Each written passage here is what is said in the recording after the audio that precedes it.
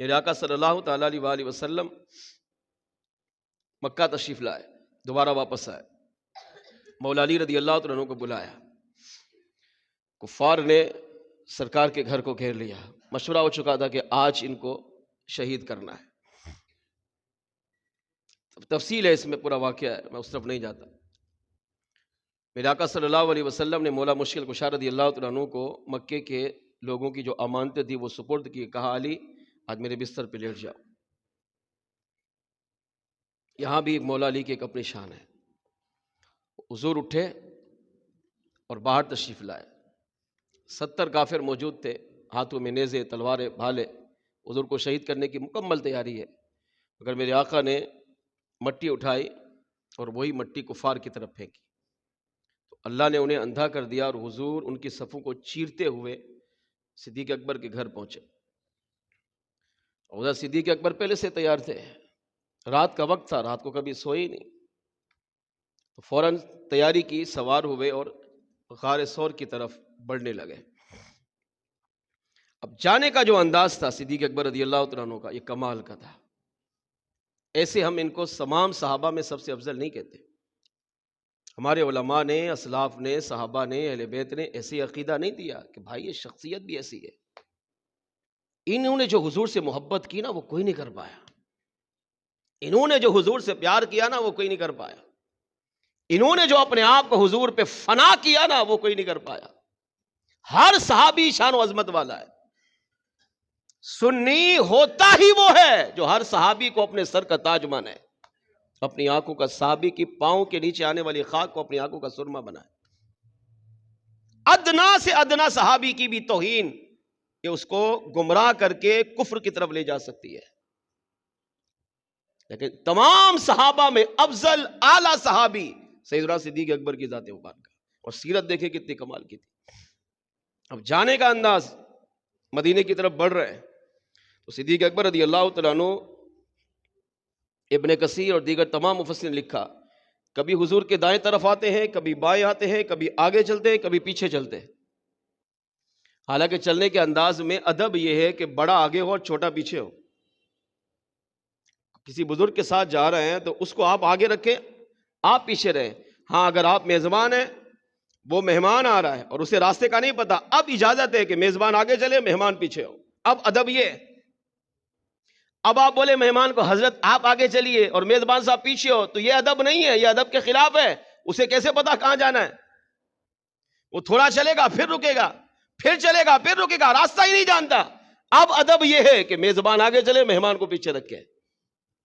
لیکن اگر ایسا نہیں ہے اور بزرگ جا رہے ہیں، شخصیت جا رہے ہیں، پیر صاحب جا رہے ہیں، ولی کامل جا رہے ہیں، تو اب وہ آگے ہو اور آپ پیچھے ہو۔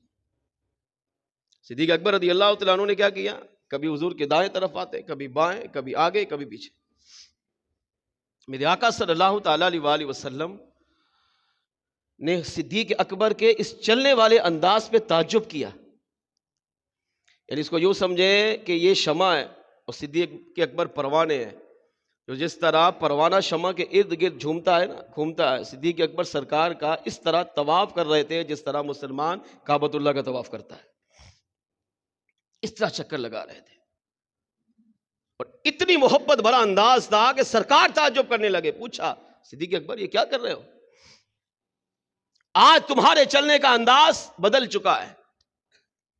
صدیق اکبر پہلے بھی سفر میں گئے، پہلے بھی حضور کے ساتھ جہاد میں گئے، غزوے میں گئے، مگر پہلے کا انداز اور ہوتا تھا، مگر آج انداز مختلف تھا کہ کبھی دائیں، کبھی بائیں، کبھی آگے، کبھی پیچھے، اور جس طرح پروانہ شمع کے گرد گھومتا ہے، صدیق اکبر اسی طرح گھوم رہے تھے۔ جب تعجب کر کے میرے آقا نے پوچھا صدیق اکبر یہ چلنے کا انداز کیسا ہے؟ عرض کیا یا رسول اللہ صلی اللہ علیہ وسلم مجھے معاف کر دے اگر یہ بے ادبی کی طرف جا رہا ہو کہ کبھی آپ کے آگے آتا ہوں، کبھی پیچھے آتا ہوں، کبھی دائیں ہو جاتا ہوں، کبھی بائیں ہو جاتا ہوں، مگر میں مجبور ہوں۔ کس چیز نے مجبور کیا آپ کو؟ محبت نے، عشق نے، حضور کے عشق میں فنا، پھر رسول کا جو درجہ تھا نا اس نے مجبور کیا۔ آقا ادب تو یہ ہے میں آپ کے پیچھے چلوں، مگر جب میں چلتے ہوئے تصور کرتا ہوں، کیونکہ وہاں میٹنگ ہو چکی، وہاں 70 بڑے بڑے کفاروں کے سرغنے ہاتھوں میں تلواریں لیے، نیزے لیے، تیر لیے، آپ کے پیچھے در پہ آپ کو شہید کرنا چاہتے ہیں۔ ہو سکتا ہے کسی نے راستے میں گھات لگائی ہو، وہاں تو اعلان ہو چکا تھا جو معاذ اللہ حضور کو شہید کرے گا اسے مکے کی سرداری دے دی جائے گی، اسے 200 اونٹ بما ساز و سامان کے پیش کر دیا جائے گا۔ جب میں یہ سوچتا ہوں کہ دشمن سامنے سے حملہ کر سکتا ہے تو میں آپ کے سامنے آ جاتا ہوں تاکہ آنے والا تیر صدیق کے سینے پر لگے، آقا آپ تک نہ پہنچے۔ جب میں سوچتا ہوں کہ دشمن دائیں طرف سے حملہ کر سکتا ہے تو میں دائیں طرف آ جاتا ہوں۔ پھر خیال آتا ہے نہیں دشمن بائیں طرف سے حملہ کر سکتا ہے، میں بائیں طرف آ جاتا ہوں۔ پھر خیال آتا ہے نہیں دشمن پیچھے سے حملہ کر سکتا ہے، آقا میں پیچھے آ جاتا ہوں۔ میرے آقا صلی اللہ علیہ وسلم پر قربان، حضور نے پوچھا اے صدیق کیا تم اس بات کو پسند کرتے ہو کہ مجھے تکلیف پہنچے؟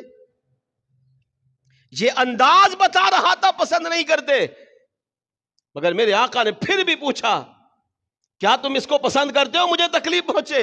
عرض کیا یا رسول اللہ صلی اللہ علیہ وسلم اس کریم رب کی قسم جس نے آپ کو حق کے ساتھ نبی بنا کر مبعوث فرمایا، سچا نبی بنا کر، آخری نبی بنا کر جس رب نے آپ کو بھیجا، اس رب کی قسم کھاتا ہوں صدیق تو اتنا بھی برداشت نہیں کر سکتا کہ آپ کے مبارک پاؤں میں کانٹا چبھ جائے، آپ کو تیر لگنا، تلوار لگنا، نیزہ لگنا، آپ کو دیگر تکالیف پہنچنا، یا رسول اللہ یہ صدیق برداشت کر ہی نہیں سکتا۔